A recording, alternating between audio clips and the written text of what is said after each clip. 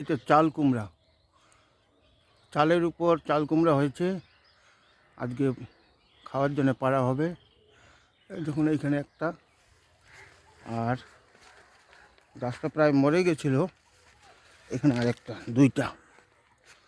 দুইটা চাল কুমড়া হয়েছে।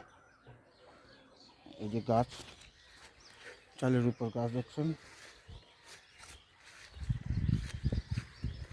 যত্ন নাই, বাগানের মধ্যে পড়ে আছে, তথাপি দুইটা চাল কুমড়া হয়েছে।